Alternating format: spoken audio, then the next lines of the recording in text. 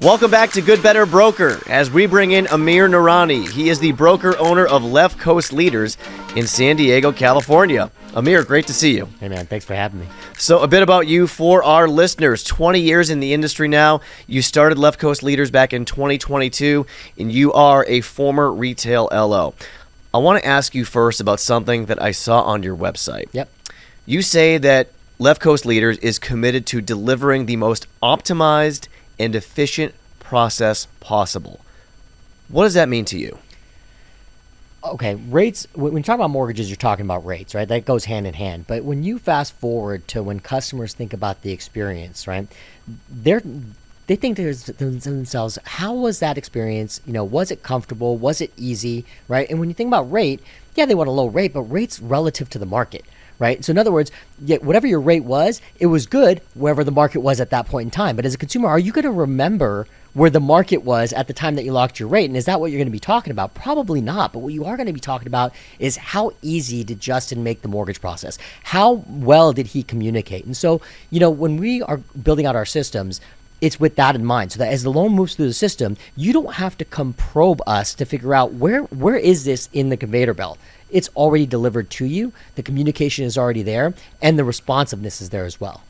You mentioned building out systems, and that's a great segue into the next thing I want to ask you about, because of all the clients I've spoken to over the last few years, I have not met many who are as dedicated to cutting-edge technology as you are, Amir. And you're a mortgage broker, but you are also a tech guy.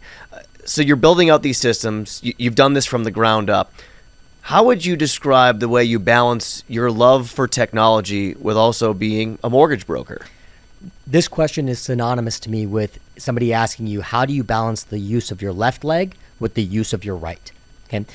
In 2024, whether you're talking about mortgages, whether you're talking about selling t-shirts, technology and whatever business, commerce, or service you're delivering goes hand in hand. You don't live in the 1920s anymore. You must have a technological footprint in whatever it is that you do. And then you have to fast forward. In 40 years, will the world be any less technologically advanced than it is today? And the answer to that is rhetorical, right?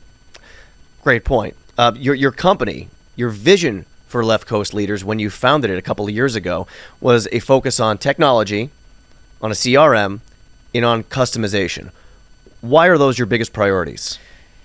You have to be able to look at where markets are headed, right? And the days of meeting your realtor or your loan officer by virtue of a handshake are about the same as far as likely as you finding the restaurant that you're going to eat at because you called up 5 of your friends to figure out where you should eat dinner, right? Or showing up to the restaurant and reading the menu for the first time. We don't live in that world anymore, right? We live in a world where, you can get the information easily, right? And I think that the next phase of this business for loan officers is going to be volume. It's going to be data aggregation and conversion, right? And because I recognized this very early in the process, I thought the time to start building this stuff out was very early. And I actually started building out those systems as an independent mortgage broker when I worked for other brokerages. I always owned all the technology and domains, right? And I did that because I knew ultimately that I was going to jump and create my own company, right? And so when I did that, that wasn't the time to start building out those systems. The time to start building out those systems was in 2020 when I made the jump back over to the broker side of the business. I just understood that this is where the market's headed. Let's back up for a second. Yeah, I want you to tell our audience, how did you first learn this stuff? How did you first become knowledgeable with building out systems? So it's really interesting, right? I don't have a tech background, right? When I worked on the private lending side of the business, there was an old archaic system that they were using when I was at that company, and I won't name them, but you can go search on NMLS if you'd like. But during my tenure there was a point in time in which they were going to integrate Salesforce, right? For anybody and you guys use Salesforce here, your sales team uses it, right? It's a great platform, right? But what Salesforce is it's a whiteboard. That's all it is. It's a canvas, right? And you can build it and customize it however it is that you want, right? So I got the opportunity to watch and in some capacities participate in watching the development and construction of these systems. I got to see what was done right, what was done wrong, right? And, when I made the jump and I started building out the system myself, before I hired developers to start doing this stuff, the person that was doing it was me, right? And, the fact of the matter is again, you live in 2024. You want to know how I learned it? YouTube. You could Google videos on anything. If I didn't understand, in those systems, like when you're building Salesforce out, it's not intuitive. It's not like drag this and drop it here. Like you do have to understand how to navigate that back end and how to construct it properly. But I didn't know how to do that. I had never done that before, right? But the information's at your fingertips. So if that's what you really want, go watch the video, right? Go watch the video, go take the notes, then go try it, right? And what's going to end up happening is you're going to make some mistakes, right? Inevitably, but you'll also get some stuff really right. Of course it's YouTube. I mean, where else do you go in 2024 to find out how to do anything? Right. Now, that's a great story. You once told me that in your mind, the hardest part of this business is customer acquisition. Do you still feel that way? And how does it impact the way you run your company? It's not that I feel that way. It's that's what it is, right? And it's not indigenous to mortgages, right? It's any business. You could make the best T-shirt in the world and the highest quality and the best priced, but if nobody knows that you exist, how the hell do you sell that stupid T-shirt? You don't, right? For mortgage loan originators, learning guidelines important, right? You got to know how to do the mortgage, right? Taking a 1003, doing all that stuff that the technical aspects of the mortgage business, you can teach to just about anybody. But interestingly enough, that's not where the gap is. When we're talking about slower times, this being one of them, right? What is the issue? The issue is loan officers are saying there's not enough business out there, right? Well, there is loans being done. You know that. I know that, right? The problem to be solved is acquisition, right? It is the hardest part. So let's talk about leads now, because this is such a big topic of conversation in the industry today. What is your take on leads, and how does a CRM play into that? I think leads are an absolute necessity in the business, and going consumer direct is necessary because that's where the customer is, right? We kind of talked about this about how you find a restaurant, right? The customer now is not asking their friend where to eat. They're going on to Yelp, right? The customer now, when they want to book a flight, they're not calling a travel agent. They're going online, right? The customer now, when they want a mortgage, okay, the first place they're probably starting is online, right? And so there are ways to aggregate that data, whether you're buying those leads or you're doing social media. It's important to capture that data. It's important to convert it. And I'm sorry, I missed the second part of your question. The CRM piece, why that's important before you get into the lead space. I've given this example to loan officers before, right? Let's say you're buying leads, right? And let's say you buy 5 leads, okay? You probably put them down on a piece of paper or an Excel spreadsheet, okay? And let's say we get to 50, okay? You could probably do that on an Excel spreadsheet, okay? And nurture that data. What about when you get to 500 or 5,000, right? When you start really extrapolating, like gathering leads, gathering data, and trying to manage, organize, and convert it, you have to have systems that are conducive to helping you do that, right? And so CRMs are going to be critical for this. There's so many of them out there. Of course, we have our own custom built one. We'll talk about that a little bit in detail here in a bit, I'm sure. But there are tons of ones that you can implement and integrate that are going to help you do exactly this. And if you're trying to deal in volume and you're trying to touch as many people as possible, this is a necessary component. It's almost like trying to put out a fire without a fire hose. Now, you have a great line about this. You said to me that the next chapter of this business will be nurturing volume when it comes to your client base. Yes. I want to rewind back to like 2004 when I got in this business. Do you want to know how you met a loan officer at that point in time? And you and I are similar in age, right? So you know that the internet wasn't what it is today, right? And your websites weren't where they are today. Zillow and Redfin didn't exist, right? And the way that you met your mortgage professional was truly by network, right? Now you're meeting these individuals because you're somehow going out there and you're putting information online. Now, why are you doing that? Why are you going on and putting your information online? The fact of the matter is it's the path of least resistance, and that's the customer is always going to go the path of least resistance, right? That's why experience matters, right? That you should have a resistance-free experience, right? You should also have a resistance-free experience when you're trying to get the information that you want. That's why they're more apt to put their information online. That's why they're more apt to respond to your with a DM to your video. It's because it's easier to get in front of somebody like that, and you're going to want to convert. You're going to want to aggregate that data and convert it at a high clip. Otherwise, you're probably going to be leaving some money on the table. I mentioned off the top of the conversation that you used to work in retail. Mm-hmm. You know that the banks are already there. They're already in the lead game, and you believe strongly, Amir, that brokers can win at this game as well. 100%. So first off, you want to if you're unsure of what direction to go in any capacity when it comes to finances, follow the money. Okay, if the hedge funds are all betting on a certain stock, bet on that stock. Okay, they probably know a little bit more than you do, right? There's a reason why the banks, these private lenders, right, are going in that direction and have a footprint in that area. Why? One, it works. Okay, if there wasn't a return on investment for a long period of time, they would abandon it, right? Like projects get abandoned all the time because they didn't work, and that's fine, right? But they have been there and continue to be there. Now, if we get a lot of brokers into that space, what ultimately matters in that game is price. Price does matter, and price does win. Also, speed to contact, some other things are relevant there as well. But if brokers are in that space and they're competing against private lenders, they automatically bring a gun to a knife fight, right? Because they're coming in and they're going, look, my rate is 75 basis points lower than theirs, and I'm saving you $8,000 in fees. Like it is almost like taking steroids before the fight. Man, that's a great, powerful analogy, I would say right there. Let's chat now about your system, because I know our listeners are wondering about this. Walk us through what you needed the system to do when you built it, and also, provide some context for our listeners on how you need to go about it. Meaning, can you, buy it out of the box? Does it need to be custom built? What do you think, Amir?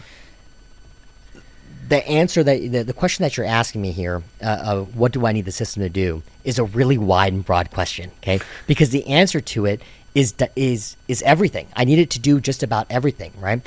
I want it to manage the database. I want it to help me understand who I need to contact and when I need to contact them. I want to know, in our cases, what lender did that loan fund with? What rate did they close at?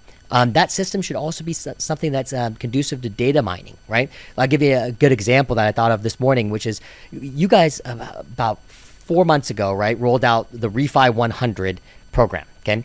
Well, the first thing I did is I went into our CRM, I sorted by rate, okay, to see who's got, who's eligible.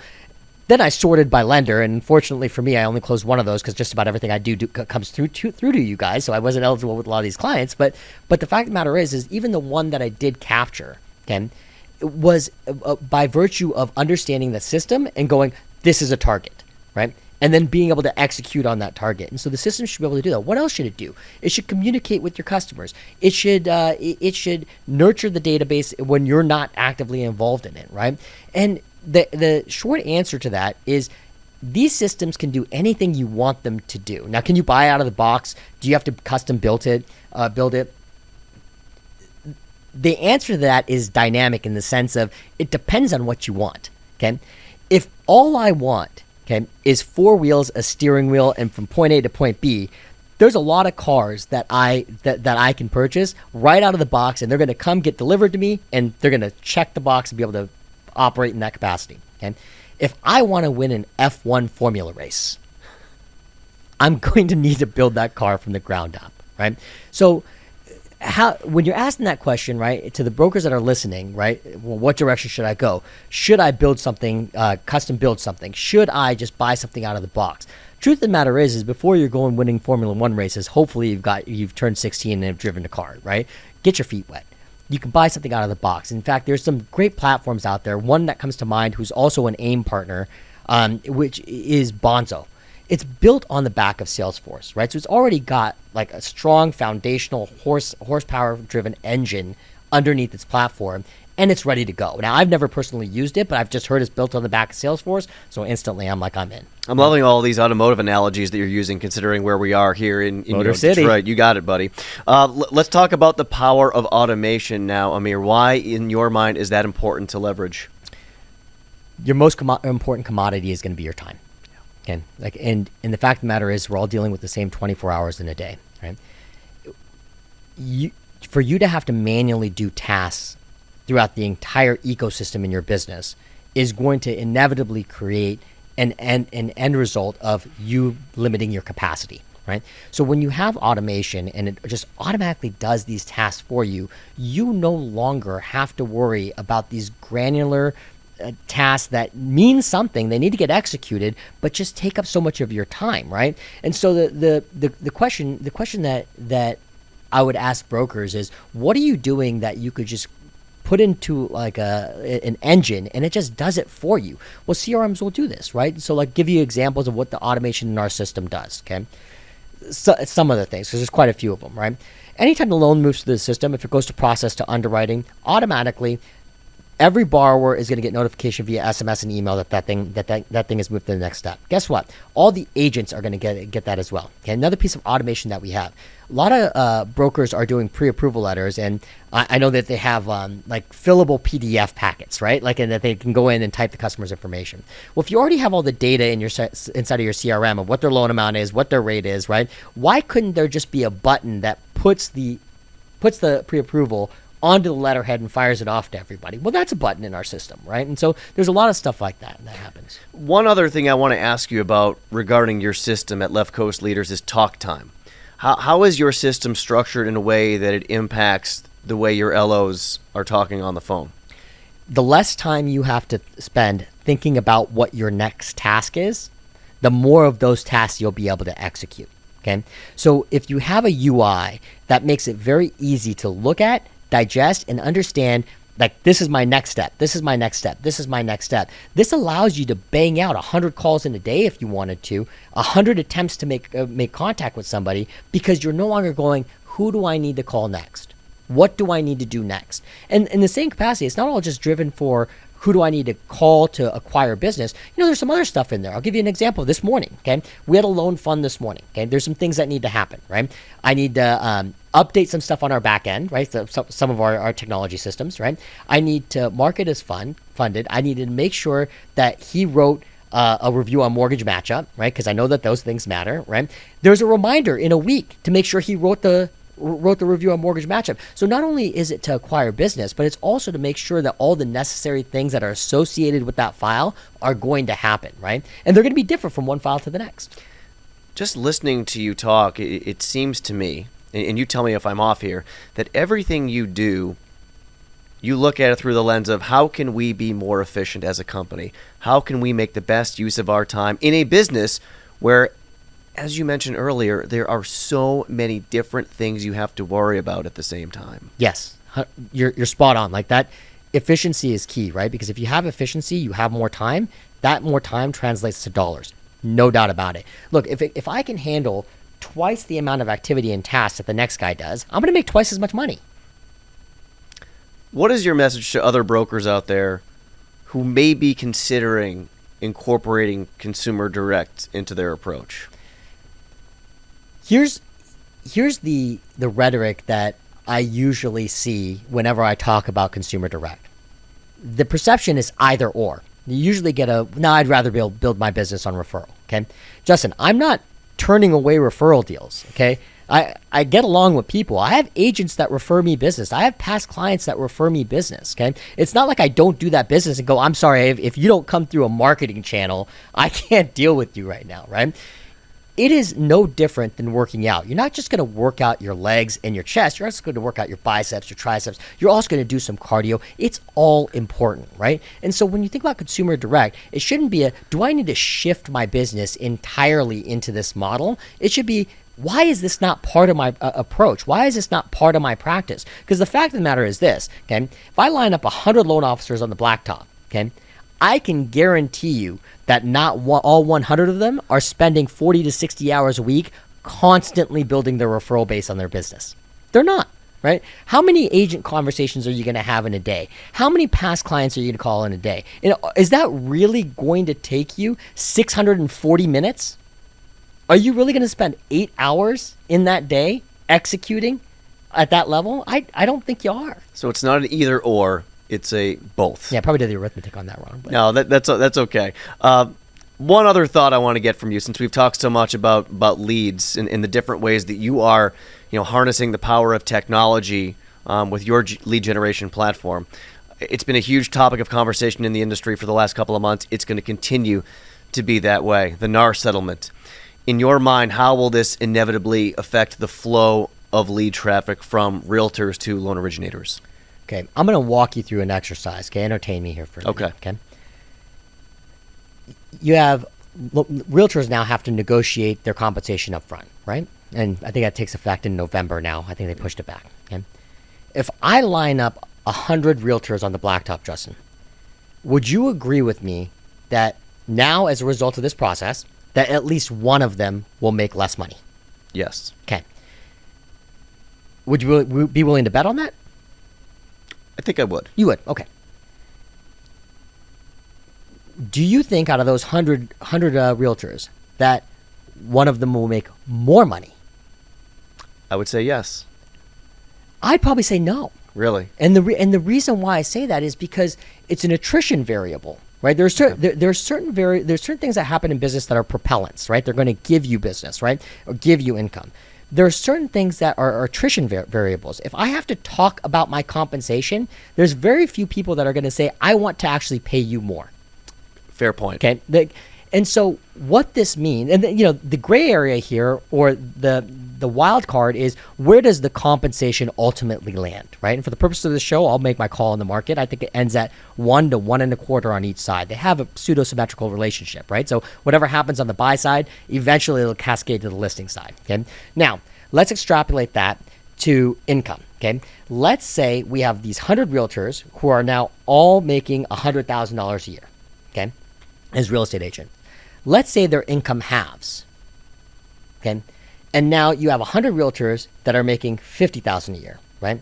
And let's say we're in California, and that's not enough to live off of, okay? In California. Not all 100 of those real estate agents are going to be in business, right? Like, some of them are going to go, this isn't worth my time, especially if I'm making 50 and then I got to spend 10 on gas and I got to spend another 5 on advertising, and this is really not worth my while. It is going to inevitably be an extinction event for some realtors. Not all. I don't think the real estate agent is disappearing, okay? But it's going to essentially shrink that core group. Now, let's take that a step further, right? Let's say each one of those 100 real estate agents, right, feeds one deal a quarter to their preferred lender, right? So an aggregate of that is 400, right? Let's say, and I think 70% are is what the attrition rate is going to be. Let's just say half of them disappear. Okay. Well, the customer's still there, right? And let's just say that they capture all of that, which I doubt, but let's just say, okay, you now have 400 buyers again. Do they get equally distributed amongst the 100 original loan officers that were going to be out there? Of course not. They get funneled to the relationship, right? The problem with this is it's going to be an insidious event, okay? It's going to take time for it to actually transpire. It's not that when we get to November 1 or November 2nd that all of a sudden 70% of the market for real estate agents disappears. No, that's not how it works. They have to feel pain for extended periods of time, and you can use some inductive reasoning here. I'll go within our industry and outside of our industry, right? For inside of our industry, what has happened to licensed loan officers over the last 2 years? They've been hurt by high rates. Down. Less licensed loan officers, Yeah. hurt by high rates, right? And so why is that? Well, it's because they're not closing business. They're not making money. They can't support their families, right? So they have to go look for something else, right? Hopefully they make their way back someday. But that took some time to play out, didn't it? Right? Rewind a little further back. This is more along the times of your or my younger days, right? In the late 90s, cell phones became I'll say accessible to the average person, right? You didn't have to have a briefcase with a cell phone in it anymore, right? First incoming minute was free. You remember that? Yeah. Right? Did the payphones disappear by 1999? Oh, you could still find them. You could still find them. You can still find a few of them today. They're relics, but, It's very, very few and far between, right? It took time for that to play out, right? Because what ends up happening is when you have like an event like this, it takes time for the pain to get felt, for the individual to react and make a decision, right? And so when I think about leads and I think about consumer direct, and this is like the brokers who are just at least considering it, or if you're not considering it, maybe you should think about it, right? Is the time to do that is not when your business has dried up. It's not when you go, God, I'm not getting 10 referral deals out of realtors anymore. It's gone down to 4. It's gone down to 2, right? The time to do it is now. And the reason being is anything you do, if you're not in the space, it's new to you, you're going to make mistakes. There's going to be a learning curve. Get the learning curve out of the way while you still have the revenue coming in through the front door, right? Don't wait until the revenue dries up and then try to quickly pivot, right? And, the days of like transitioning when rates go up and we're going to focus on our realtor business. Well, if there's less realtors out there, guess what? That strategy, poof. Man. Well, the ripple effects of that one will continue to be felt, but we'll see how it shakes out. One thing we know for sure, you're going to continue to put yourself in a position to succeed because you're so tech savvy, you're so efficient and smart about the way you run your business, and I know that our listeners appreciate the fact, Amir, that you have shared all of your knowledge with them. So we appreciate you being here. Amir Noorani with Left Coast Leaders. Thanks for joining us. Hey, man, thanks for having me. Thank you for watching Good Better Broker and helping us support independent mortgage brokers everywhere. Be sure to subscribe to our YouTube channel to be notified about new videos, as well as your preferred podcast platform for a new episode every other Tuesday.